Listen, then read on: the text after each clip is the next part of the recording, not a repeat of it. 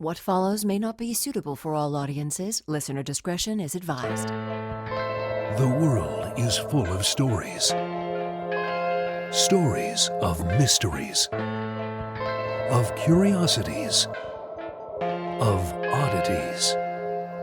Join Kat and Jethro Gilligan-Toth for the strange, the bizarre, the unexpected, as they lift the lid and cautiously peer inside the Box of Oddities. Well, you seem awfully happy. I'm happy to see you. Oh, that's awfully sweet. We're still doing the show remotely. I'm still holding down the fort in Ecuador. You're in Maine, and your mom's surgery, by the time this airs, will have already happened. But as we record, it's tomorrow, right? Yes. Yeah. So I have to get up very early. I set my alarm for 3:30 and grimaced as I did it because it's been a while since I had to get up at 3:30. That must remind you of the days when you had to get up at that hour to do radio morning show news. Yeah. Yeah. I did not care for it. I loved doing the news and I loved doing radio, but I did not love 3:30 in the morning. No. And it was even worse if it had snowed because, of course, the snow reports had to go out first. And that meant that I had to leave extra early, especially because it had snowed. So you had to give yourself time. I can remember leaving the house at like 1 a.m. one day. And I was like, this is not even the day yet. That's not today. It's still yesterday. It's still yesterday. In my mind, it's actually several days ago. Yeah. As a morning radio show host, formerly you and I can totally relate to that. It just seems counterintuitive when a big blizzard would hit. We were the ones that had to go to work and tell people, don't go to work. It's dangerous. Yeah, it was important that we do that. There was a time when our bosses would set us up at hotels near to the radio station. So that way we'd be safe if we had to travel that morning. But that was nixed pretty quickly when the hands changed. And Yeah. It wasn't really a concern anymore. No, get a truck. Yeah, we have video of me. You took it out the kitchen window of me driving like over somebody's fence and through their yard in order to get to work because a tree had fallen down in our driveway and they couldn't plow it. I was so anxious. I did not think that you were going to make it. And you were like, nope, this truck can do it. Burp, burp, burp, chirping Brodies and everything. It was wow. Yeah, I'm a Maina. I loved it. I've got a story that I think you're going to really, really enjoy. Okay. Because you and I share a common interest in all things space related. And this fits the bill perfectly. Okay. I thought you were going to say someone got gored by a bull or something. And I was like, that's I fun am too. interested. Yeah, I enjoy that. There was actually something in the news. I don't know if you saw this. This guy was running with the bulls in Pamplona in Spain and stopped to take a selfie with the bull. How'd that work out? Did it work Not out so well? good. Not so good. No. So, captured in the orbit of Saturn, there lies a fascinating world that captures the imagination of scientists and people like you and me. Titan is Saturn's largest moon. It's covered in a thick orange haze. Titan presents a mysterious appeal that beckons the question, could life exist there? On Titan? Many scientists believe that it is very possible. Titan is unlike any other place in our solar system, except perhaps in some astonishing ways, Earth itself. It's the only moon with a dense atmosphere primarily composed of nitrogen and methane and ethane clouds that produce a constant drizzle. It's always drizzling like methane. liquid Oh, methane. This makes Titan's atmosphere remarkably Earth-like, a feature not seen on other moons or even other planets in the solar system. Moreover, at the surface, Titan hosts lakes, rivers, and seas, not water, but oh, liquid methane. oh. It's a very exotic hydrology, and it sets the stage for what could be a very possible but different kind of life form. The potential for life on Titan rests on several intriguing aspects of its environment and chemistry. When I started reading about this, I've known about Titan and been fascinated by it for a long time. But I just kind of wrote off any possibility of there ever being any kind of life being able to survive there because, the surface temperature is about minus 290 degrees Fahrenheit. Yeah. Yeah, not even my truck could survive that. I was just going to say that. The presence of liquid methane suggests a stable medium in which chemical reactions crucial for life can actually occur, not incur. On Earth, of course, water is what plays that vital role, facilitating the transport of molecules and enabling the chemical reactions that are necessary for life to exist, and fundamentally alien to our water-centric understanding of biology. So if there is life there, it ain't gonna be like us. Right. It's not going to be carbon-based, probably. Probably not carbon-based. Secondly, Titan's atmosphere is rich in organic compounds. These are complex molecules that include carbon, hydrogen, and often oxygen and nitrogen. These are key building blocks for life. Titan's atmosphere and surface interact dynamically with solar radiation and Saturn's magnetic field, driving complex chemistry that produces an overabundance of these organic molecules. Some of these fall to the surface, potentially feeding into any life processes that might exist there. Uh-huh. So what kind of life could exist in such a cold and forbidding environment? Life on Titan, if it exists, would likely be, as you mentioned, vastly different than Earth's life forms. Scientists believe that any life on Titan could have cells that are quite different from what we're used to. Instead of being made up of the usual cell membranes like ours, Titan's potential life forms might have something called azotisms. These azotisms are made from small nitrogen-containing organic molecules. Think of them as like building blocks that can handle the very cold temperature and methane-rich environment of Titan. In addition, life on Titan might use hydrogen gas dissolved in liquid methane as a way to gain energy by reacting hydrogen with acetylene, which is another common substance. These hypothetical organisms, I've been alone Don't way say too it. long. Don't. Too long.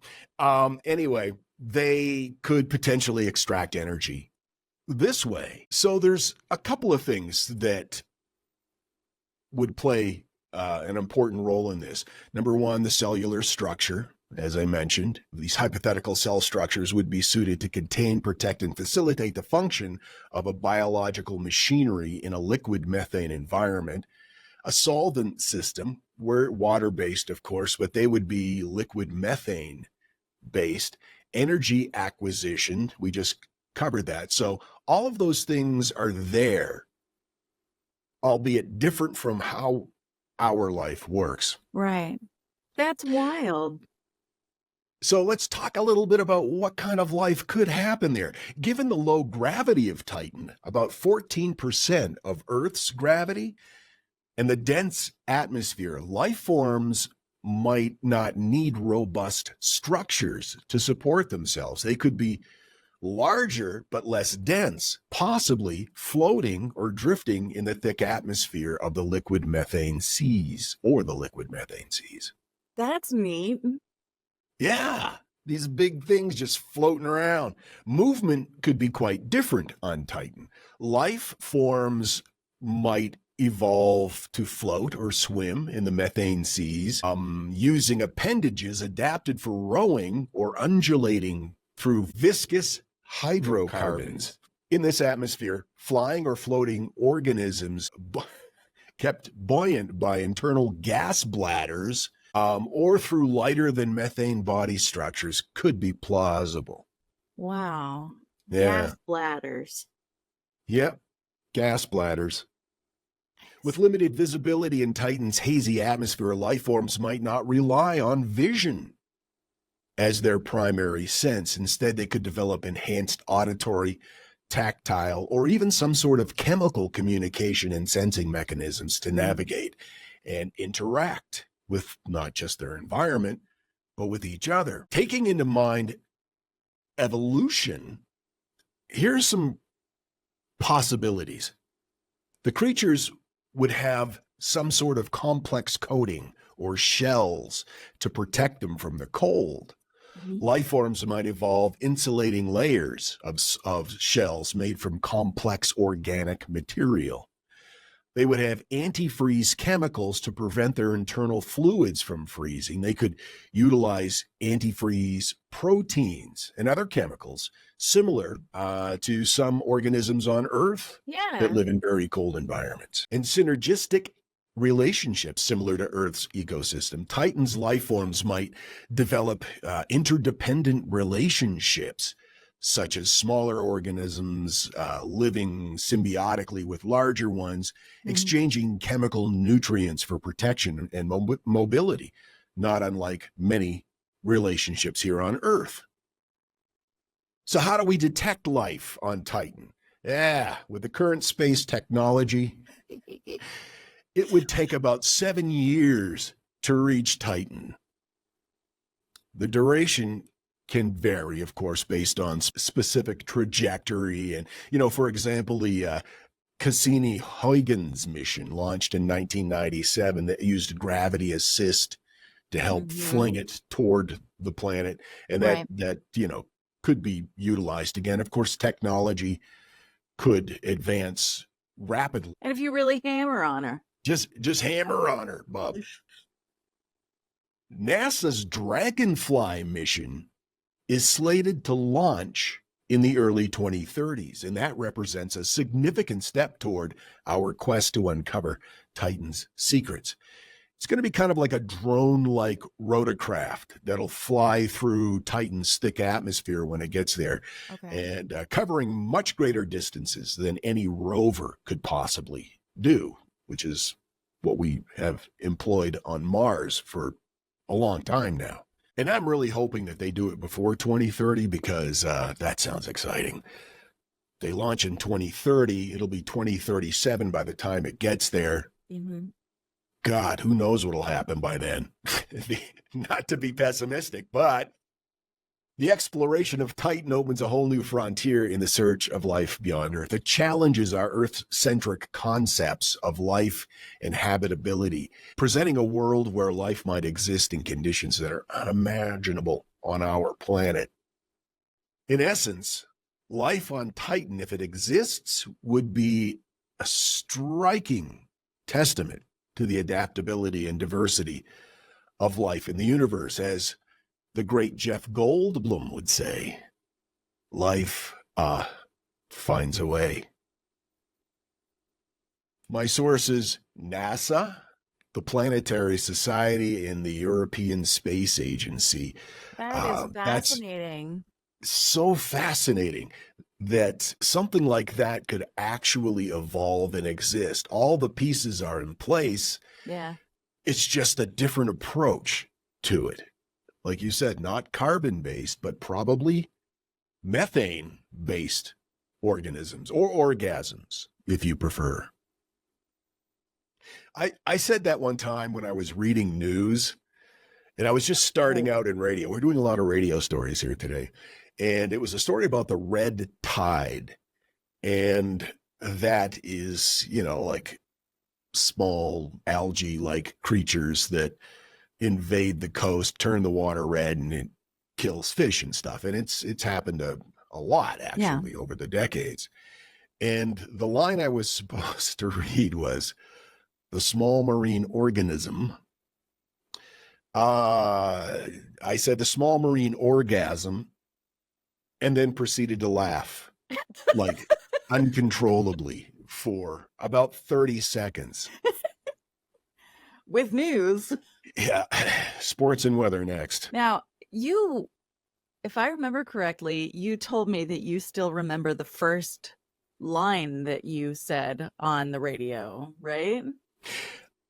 I remember that I was reading news. I started out, like many people in broadcasting, reading news. And so, yes, the first story I read, boy, this is going to really date me. The first story I read was, the Senate Finance Committee passed a measure today that would block President Ford's $3 per barrel tax on oil imports for 90 days. That's right. President Ford. That's amazing. I don't know the how bill you now remember goes that. to the Senate floor. I'm sorry, what? I don't know how you remember that. It's wild to me. I don't know. There's all kinds of weird stuff stuck back there. With you, it's lyrics. With me, it's news stories.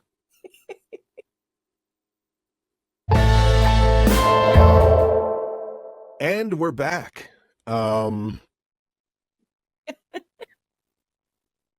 All of these old radio cliches coming back to mind. Do you have a story for me? I do, as well as plenty of free parking. And friendly, knowledgeable service? Yep. Okay, good. This one's a little heavy, so just bear with me and be aware that some of it is a little upsetting. Okay. Child kidnapping. So you can see already we're starting with something not fun. Child kidnapping has plagued China, as in so many other places, for many years. Some of the children taken from their families have been exploited by criminals, being coerced into activities such as begging, pickpocketing, forced labor, or, of course, involvement in the sex trade. The one-child policy in China, which was in place from 1979 to 2015, contributed to the kidnapping problem in that country. The policy led to a preference for male children, resulting in a significant gender imbalance and creating a demand for kidnapped children, especially boys, to be raised by families who wanted to ensure their family line continued. So it's the classic supply and demand Pretty much. theory, Yeah. but horrible. Well, yeah, except the demand was pressured by this one-child policy, and also a real misogynistic, patriarchal kind of scenario where boys were preferred and demanded in some cases. Patriarchal actually sounds like a frozen treat in your grocer's freezer. That would be nicer than Yeah. the reality of it. So this exacerbated the issue, making it more challenging for families to recover their missing loved ones. Now, under China's one-child policy, couples desiring for a son for lineage caused this problem to just explode. Persistent attempts for a male child led to penalties and denial of social benefits for additional offspring, with boys being more valued than girls. Girls were commonly abducted for labor or as brides for unmarried sons. In 2017, the U.S. labeled China as one of the leading human trafficking offenders. And even family planning authorities partook in the abductions, utilizing their authority as people in that field to seize children from parents surpassing their allotted quotas. This is horrifying, and I'm wondering if this ties in with the black market organ theft that is so prevalent in that area too. Interesting thought. In 1988, Mao Yin was one of the children who fell victim to abduction. His mother, Jingzi, employed at a grain exporting company, had to travel out of town during harvest periods to meet with rural suppliers. And during one such trip, Mao Yin, nicknamed Jia Jia, was left at home with his father. Jingzi got a telegram from her employees with a brief message. She said during that period, communication methods weren't as sophisticated. So she received this 6-word telegram that said, "Emergency at home, return right away." Well, that's not something any parent or person wants to hear or read. Horrifying. After picking up Jia Jia from kindergarten, his father had briefly stepped away to fetch a cup of water for him at a family-owned hotel. And in the span of just a few minutes, the 2-year-old had disappeared. Unaware of the pervasive child abduction issue in her country, Jingzi initially believed that her son had simply gotten lost, and the thought that they wouldn't be able to find him didn't even cross her mind. And of course, when he disappeared, the father and police had searched the vicinity, but Jia Jia was nowhere to be found. Jingzi went back and searched again when she got home. She then created flyers featuring his photo, distributing them near the railway and bus stations, and also posted missing persons notices in local newspapers, but to no avail. Jingzi and her husband spent the following years searching for their young child. Over time, their all-consuming focus on finding him led to a lack of communication between the two about anything else, and this ultimately resulted in their divorce after 4 years. Now, studies show that that's incredibly common. People who lose a child to death or kidnapping, that significantly increases their likelihood of divorce. Yeah. Despite this, Jingzi remained unwavering in her search. Every Friday after work, she embarked on train journeys to neighboring provinces in pursuit of Mao Yin. And this went on for years. Yeah. You said. Wow. For years. She would return home on Sunday nights to resume work Monday mornings. Whenever there was a potential lead, news of a boy who looked like Jia Jia, she would diligently investigate. And she eventually quit her job to continue her search. Wow. One such search, following a lead on a boy who reportedly looked like her son, who had been adopted from their region, she hopped a long-distance bus, followed by a countryside bus to track down the family. But she waited all day for villagers to return home from the fields, and she discovered that the couple had already taken the boy to another city. So she rushed to that city, arriving in the wee hours of the morning, searched and searched, eventually discovered where the couple lived. They lived in a rented apartment. And when she got there, she found that they had left town 2 days earlier. Okay, so suspicious? Did they get tipped off? Are they actively trying to avoid her, or just a bizarre coincidence? Well, she went to the town that their previous landlord had said that they had gone to. Right. So she arrived in the middle of the night. She scoured hotel after hotel in her pursuit. And she finally found the hotel that they had been staying in, and they had already checked out. Okay. All right. So persisting, she journeyed to another town to find the husband's parents, but they weren't there. So desperate, she went to the wife's hometown. And at this point, she had gone days without proper rest or meals. She did locate this woman's family and was able to track down the couple and this child. And It wasn't her son. Oh, no. Yeah. Wow. That's You heartbreaking. can imagine the stress and the disappointment and that emotional roller coaster where you feel like you're almost there and then it turns out to not be it. Yeah. Jingzi had to be hospitalized at one point because she found it so difficult to balance her efforts and self-care. Eating and sleeping, thinking about anything else became second to her search. She appeared on television to appeal for help. She met with other parents whose children had gone missing, not just in her province, but further afield, and she began working with them. They formed a network spanning most provinces in China. And in addition to her on the ground efforts, when the internet became a thing, she utilized that as well as social media to broaden her search. After her son had been missing for 19 years, What? Jingzi embarked on volunteer work with a website called Baby Come Home. And this is the largest charity aiding families in the search for abducted loved ones. Baby Come Home has documented nearly 36,000 cases since 1978, and that suggests that the actual count is significantly greater. Yeah. With numerous volunteers aiding in this search, Jingzi felt a kinship and said that she no longer felt lonely.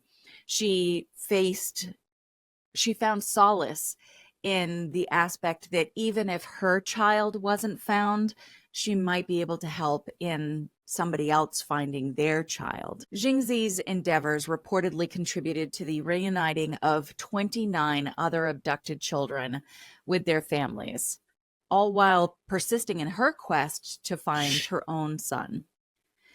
In 2009, the China government established a DNA database for couples who had lost children and suspected that they may have been abducted to register their genetic information. In April of 2020, a breakthrough led to a lead regarding a man who had been abducted from Xi'an, their hometown, many years before. Through the use of advanced facial recognition technology, the police pinpointed his whereabouts approximately 430 miles or 700 kilometers away from their hometown in the neighboring Sichuan province. Subsequently, the man was persuaded to undergo a DNA test, and it was a positive match. So it had been how many years total at this point? 32 years. 32 years. Over 300 false leads. On May 10th of 2020, which is Mother's Day in China, police told Jingli that they had found her son. And they met 8 days later. What was that like, I wonder? I can't even imagine. I've already read this and rewrote it, and I still have goosebumps, even though, like, I'm familiar with what happens. Yeah. I mean, that Mao must had be been- just such a mixture of emotions. First, relief and happiness and joy, and then maybe the thought in the back of your mind that this is a grown man now. Yeah. Maybe he doesn't even want to have anything to do with me. Right. He was a grown man with his own family. He had kids. And he was completely unaware that he had been the subject of an extensive decades-long search. Wow. Jingzi later discovered that Jia had been sold to a childless couple for 6,000 yen. That would be about $840 in today's currency. Well, Now, he prefers not to be interviewed, and police aren't revealing information about his adoptive parents. It's entirely possible that they had no idea that he had been kidnapped. Following their reunion, Jia spent about a month in their hometown, dividing his time between his birth mother and his birth father, getting to know them and going through pictures and talking about everything that had happened in the 32 years since he was abducted. that's crazy. So she's out there every weekend for 32 years, and he was just happy to let her look. Well, they had divorced, as I said, and maybe it Right. was just too much for him. I mean, I can imagine after a certain amount of time, you have to kind of give up the ghost or you go friggin' crazy. Yeah. Yeah. So I certainly, everyone grieves and deals in different ways. yeah, I don't mean to sound judgmental because I don't know how long I could deal with it. I would have to at some point, not 32 years later, but at some point, let it go. Yeah. So Yeah. good for Well, her. Jingzi could not. And she found her son. That's a very happy ending. It started out No. in the most terrible fashion possible, but well done. And now, the Box of Oddities brings you that thing in the middle.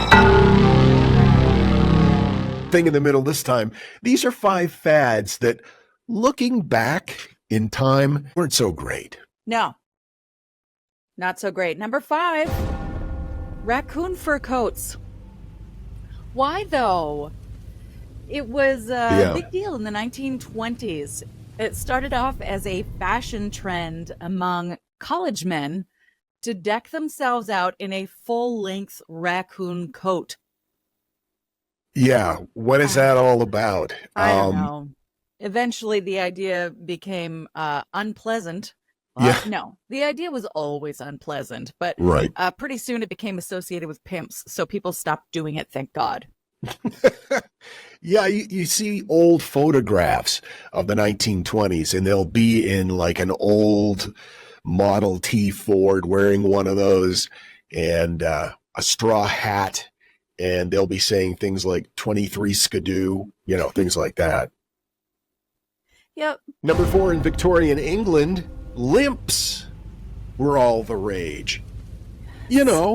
Like you hurt your knee or something. Known as the Alexandra limp, fashionable ladies of the time adopted this wobbly stride in honor of Alexandra of Denmark, who had married the Prince of Wales. She was already a fashion trendsetter, so when people started seeing, that she limped, then, well, they had to limp too. It's like blacking out your teeth because the well-to-do were the only ones who could afford sugar. Yep, that's exactly right. Number 3, flagpole sitting. Now, this is not a euphemism. It was actually a thing where you'd climb to the top of a flagpole. The higher and more dramatically placed, the better. And the longer you sat there, the better it was. It was. Yeah. It seems like a lot of this stuff came from the 20s and 30s. And I think, a weird time. In the 20s, there was an overabundance of everything except alcohol. And then in the 30s, there was an underabundance of everything except for alcohol. So it's, it just, people were looking for weird shit to do, I guess. It's like wild, 'cause swallowing a lot goldfish. Of it seems like it would be inspired by alcohol. In 1939, at Harvard University, a new fad started: swallowing live goldfish. A freshman bragged to some friends that he'd once eaten a live fish, and I don't think they believed him. And Harvard, being a hallowed institution of higher learning, they immediately bet him $10 he couldn't repeat this feat that he claimed to have done. And it would have stopped there, but a reporter picked up the story, and who knows why, but they did. So the student ate the fish, made his $10. The reporter wrote the story, and then it went national, and it just became a craze. And not just one goldfish.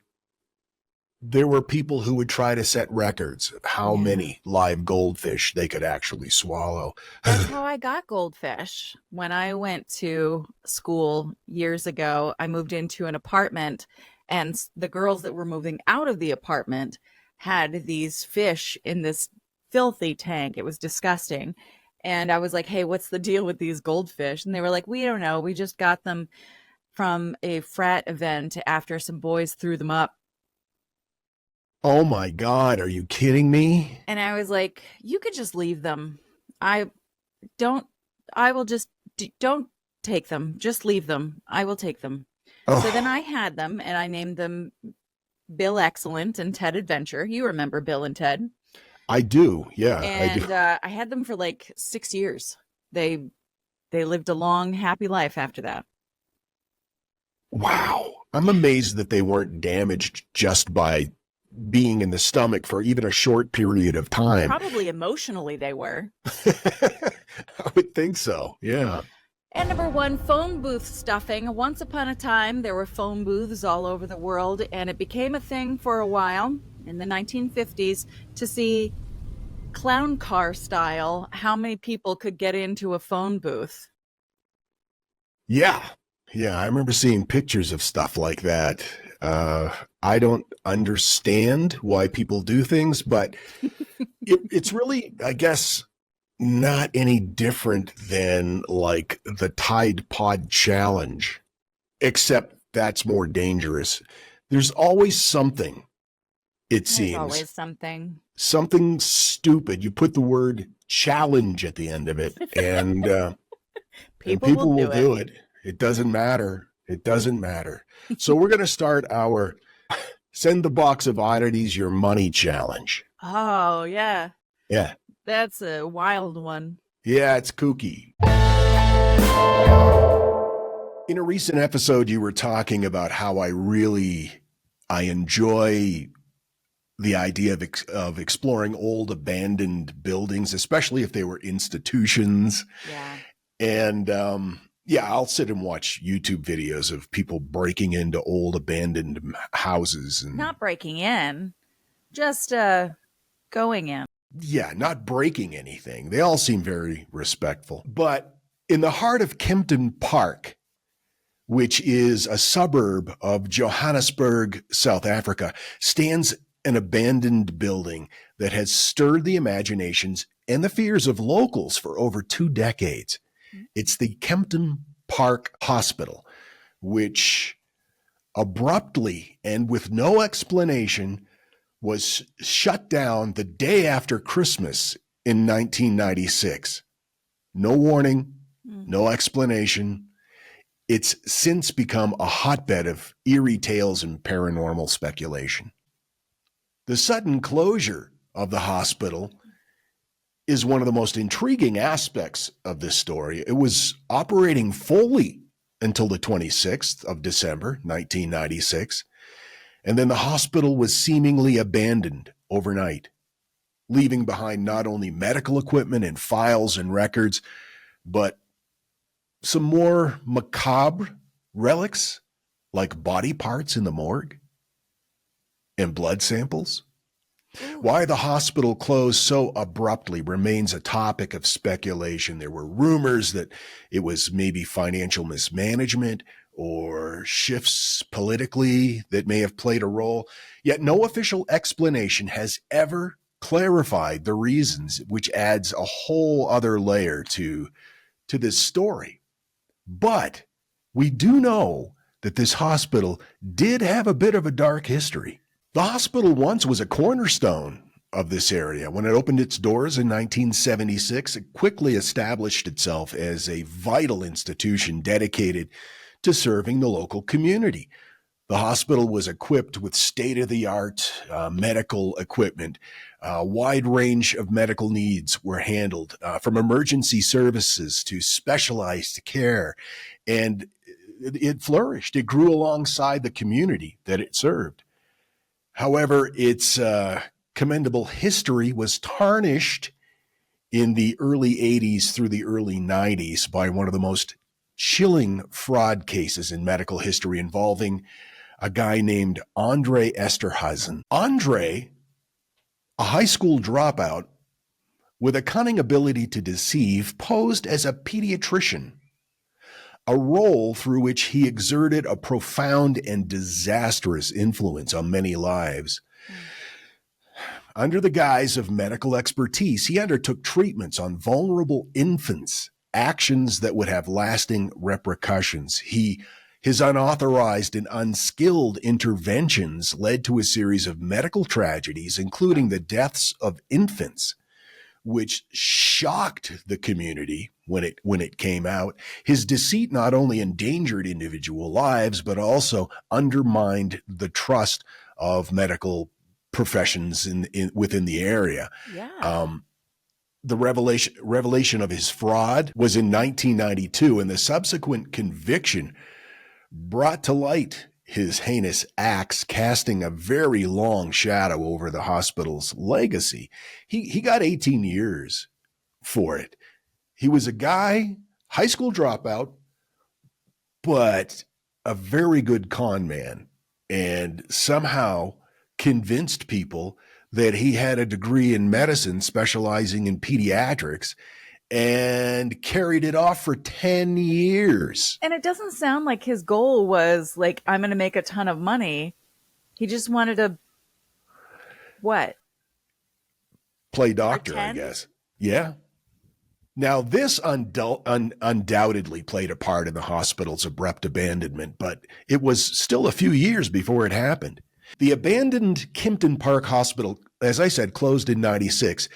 And it's like a time capsule in there. It's just like people left. There was no moving equipment out or files or anything. It was just deserted. And its morgue particularly embodies the eerie aftermath of its sudden desertion. Within the walls of the morgue, there's a collection of artifacts that was left behind, untouched and decaying amidst the hospital's hasty closure. It houses dust-covered jars and containers filled with preserved human organs and assorted tissues. And these specimens, typically were used for diagnosis, education, or research, have instead become relics of neglect, contributing significantly to the haunting atmosphere of this hospital. Yeah, bits and jars will do that. Yeah. I found a picture online of an urban explorer, and he was holding in his hand a jar with a kidney in it. Besides the jars, the morgue still contains the rusting frames of autopsy tables, and their surfaces stained with the residue of past medical examinations and procedures. Nearby shelves and cabinets still full with old medical tools and equipment, scalpels, forceps, and other implements that were used in the dissection and the examination of bodies. These tools, even though they're corroded and covered with dust, are still laid out as if they're waiting for their next procedure. That's how quickly everybody left. The presence of old patients' records are scattered throughout the morgue, and that adds a whole different layer to its ghostly ambience. These files, which should have been secured or destroyed according to privacy laws, remain unguarded stories of the lives once connected with the hospitals, and they tell the tale of ailments and treatments and surgeries just frozen in time and left for the curious who venture inside to just browse through. The unusual preservation of medical and organic material is not only morbid, but highly unusual. And it's turned the hospital, and especially the morgue, into an accidental museum of medical history. The disarray and decay of these artifacts foster an environment that is ripe for ghost stories and urban legends, of course, and it draws people like me who want to explore it. I would so explore that hospital if I was not. Why has no one cleaned it up? Like, some of this, I imagine, is like biohazard material. Yeah, it's a great question. Not doing something about it. Nobody really has an answer for that. They've tried to. There was actually a movement at one point not too long ago where a group of people wanted to reopen the hospital because they could use the additional medical facilities. And that just kind of went nowhere. And then another developer proposed that they turn it into retail space. Can you imagine that being a mall? That's fallen on deaf ears. So Kempton Park Hospital is a destination for those who are seeking to connect with the spectral residue of history. And I think that's a good way to put it, because it doesn't really have to be a real supernatural haunting for there to be this sense of fear there. Yeah. Just the decaying artifacts and the silent stories that they hold. Yeah, it doesn't have to be haunted for it to be haunting. Exactly. It's known, though, as one of South Africa's most haunted sites, and it's been the subject of numerous ghostly encounters and paranormal activities. You knew I was going to go there. Yeah. One of the most frequently reported phenomena is the sound of babies crying in what was the maternity ward. This particular occurrence has been noted by various visitors, especially in that part of the hospital where the maternity ward was once housed. They say that the emotional energy is presumed to be particularly strong due to the tragic outcomes associated with Andre Esterhuizen. Yeah, I don't like it when regular babies cry, let alone ghost babies. Ghost babies are terrifying. These auditory hallucinations are often described as being so vivid that people will go looking for the source. They think there's a baby that needs help, only to find empty rooms and silent corridors. Another chilling encounter is the sighting of a nurse dressed in 1970s nursing attire. Multiple witnesses have reported seeing this apparition wandering through the corridors, often appearing to be checking on rooms, or often standing by windows, just looking out as if she's waiting for someone or something. The figure is generally described as benign, but it adds a deeply melancholic layer to the hospital's story. Cold spots are another common experience among those who explore the hospital's layout, but that's never really been too convincing to me. We're talking about a building that's been abandoned for nearly 3 decades. Of course it's going to be cold. But perhaps one of the most unsettling occurrences is the sound, and this is weird, of a cardiac monitor beeping from empty rooms. A machine that goes ping? Yeah, the machine that goes ping. This has been reported primarily by those who visit late at night or early in the morning hours. The sound is described as intermittent, sometimes leading the curious or the brave to follow the noise. But when they get to the room, they can still hear the noise, but the room is completely empty and devoid of any operational medical equipment. The allure of Kempton Park Hospital lies in its blend of real history and urban legend. For thrill seekers or urban explorers, paranormal enthusiasts, it offers a rare glimpse into a forgotten world where the line between the past and the present is blurred. And the stories of Dr., I am using air quotes, Andre Esterhuizen, and the countless unexplained experiences reported by visitors give the hospital a very chilling allure, and it's irresistible for, well, somebody like me or anybody fascinated with history, unexplained phenomena, and abandoned buildings. For those interested in the psychology of fear and the supernatural, this place serves as a case study in how places associated with death and tragedy can evolve into cultural icons of the paranormal. It reflects a collective fascination with death, the unknown, and it's embodied in a place many people believe is caught between this world and another world.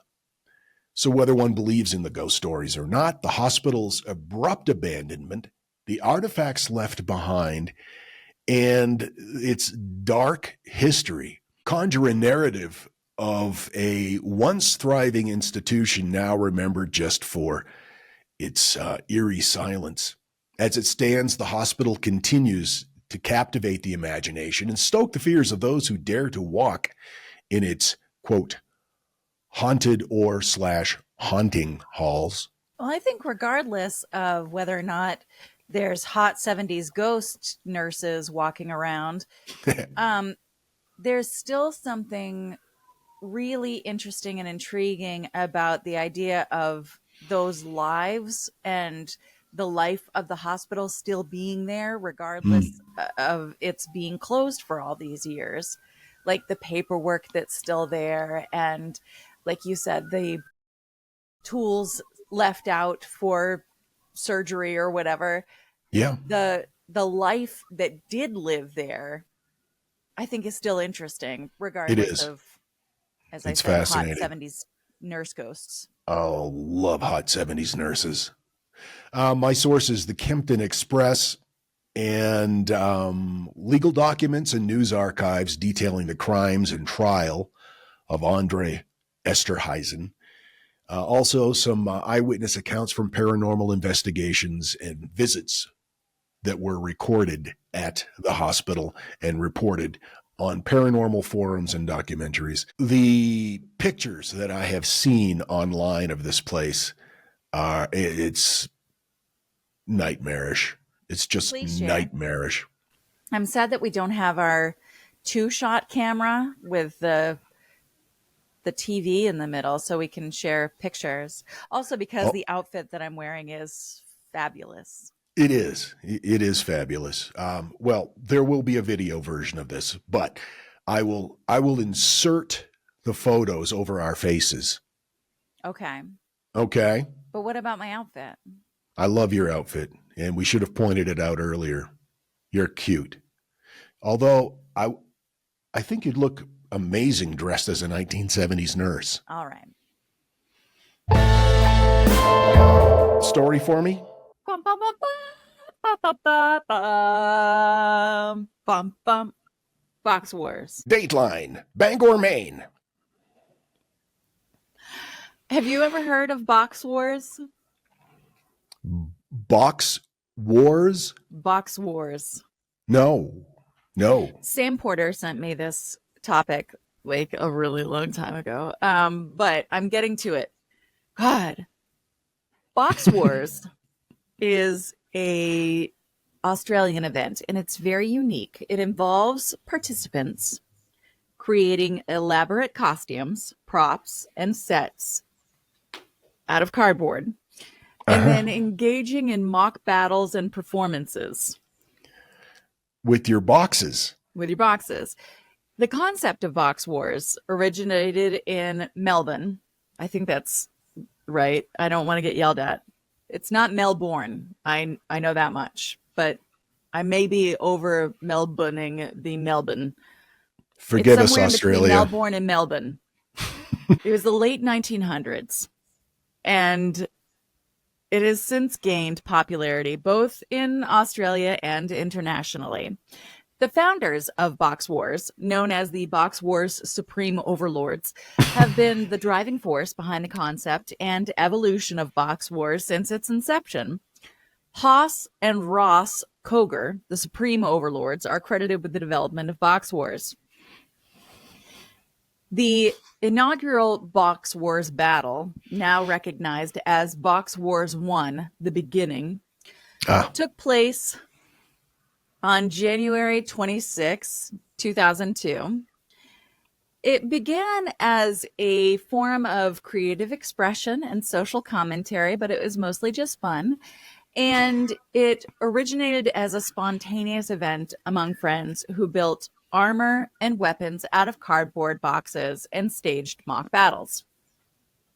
So 2 engineering students, of course they were engineering students. Of course. Mark and Ross were goofing around. They were smacking each other with foam pool noodles. And they thought, gosh, this is more entertaining than it should be. And they got all hyped up after their battle. They were like, Yeah. And then they thought about how much fun it would be if a bunch of people got together with pool noodles and, beat each other up with them. And they're not wrong. So they fast forward a few months, and Mark and Ross and Luke were chilling in the park when they spotted kids beating each other up with cardboard boxes. And of course, they were like, yes, let's get in on this box fight action. And then, and they started thinking, dude, stop. check that out. No.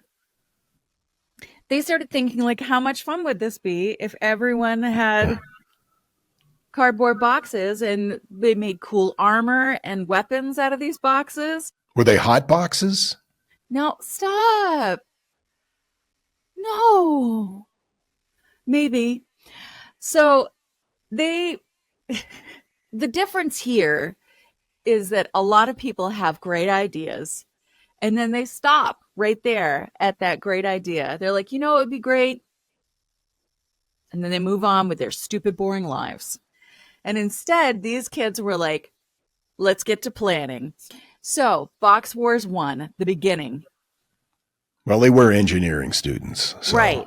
So, of course, a lot of kids grew up making box forts, and these people got together and they used their previous experience, box fort building, and also being, engineering students.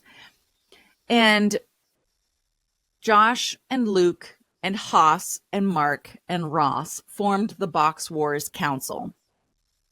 They laid the groundwork for the epic Box Wars legacy. And it was the start of an incredible journey that would go down in history of cardboard manufacturing. Cardboard-related sports. Sure.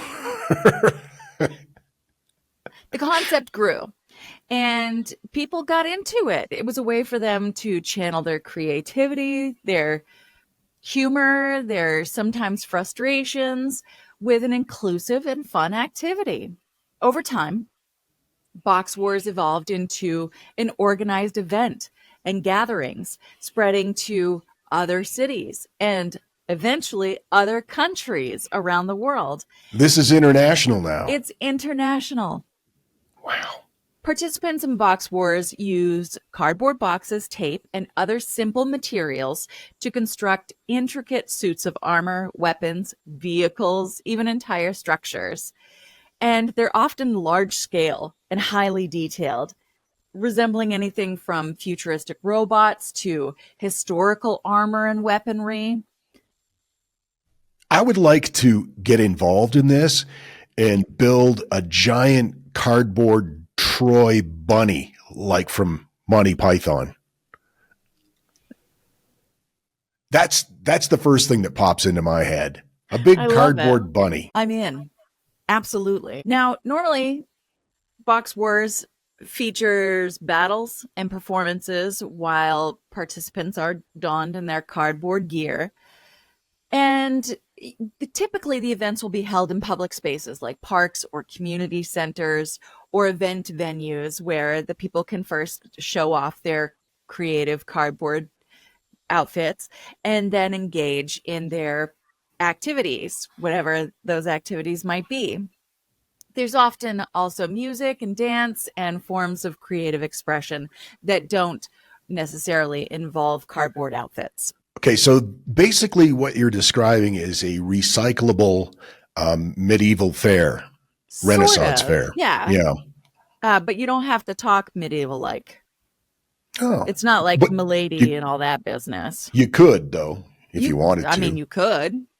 Absolutely. I mean, you could just every day if you wanted to adopt that. I'm about it. I went through a period of time when I did refer to you as Milady. Yeah, you've moved on to Poodle, though. Yeah, well, I watched Twin Peaks again recently, and but I also went through a phase where I referred to myself in the third person too.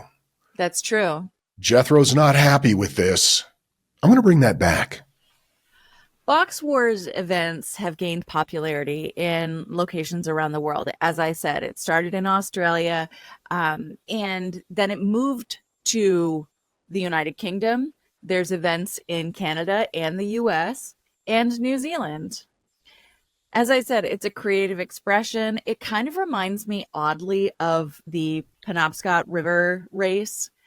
Which the Kenduskeag Stream. Yeah. Oh, that's right. Canoe yes, race. Kenduskeag Stream.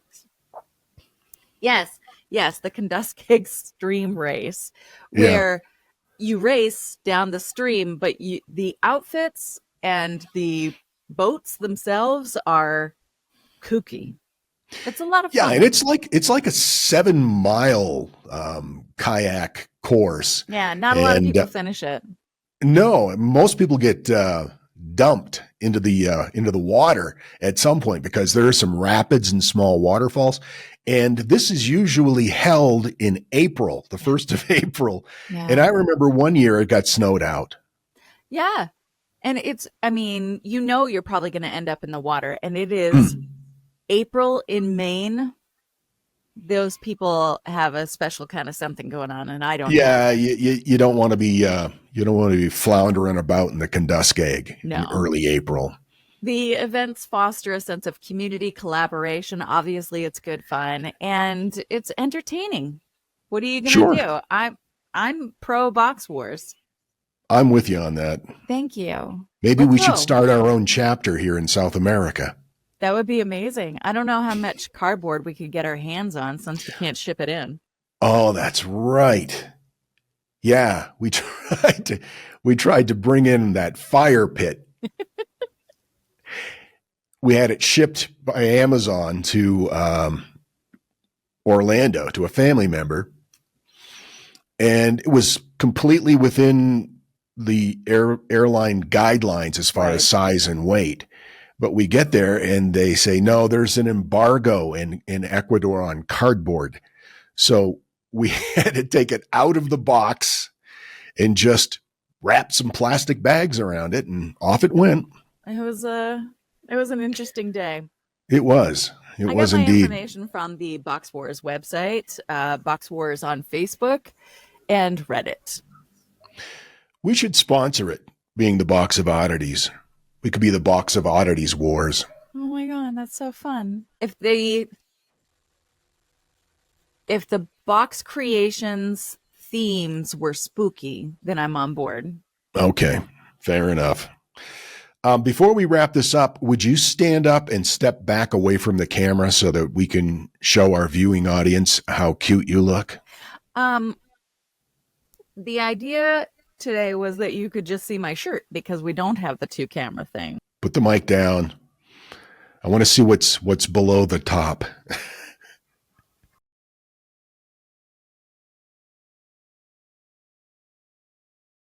Pajama shorts. All right. That's what I'm talking about. It's no 1970s nurse's uniform, but that's pretty nice.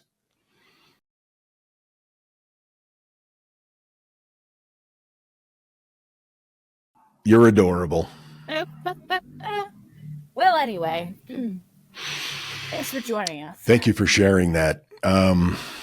We do appreciate you hanging out with us. We do have a newsletter now, and it's available. You can subscribe by going to our website, theboxofoddities.com, and it's free. And as I put on the little label, I said, subscribe now, regret it later. And I think that sums it up. Yeah. Plus, I've got to get up at 3:30 in the morning. So yeah, that too. So we'll see you next time. Until then, keep flying that freak flag. Fly it proudly, you beautiful freak.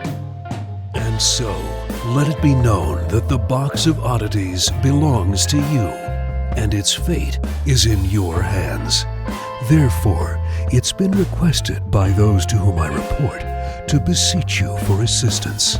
We ask but one thing of you, to provide a 5-star rating and a positive review. True, that is 2 things. However, 'tis merely a 5-star rating and a positive review. Also, subscribe to us. Okay, so 3 things is all we ask. 3 things and 3 things only. Henceforth, the Box of Oddities commits to the telling of stories. Stories of the strange, the bizarre, the unexpected. We wish to offer our deeply felt gratitude and appreciation for your patronage. TheBoxOfOddities.com. Copyright 2024, all rights reserved.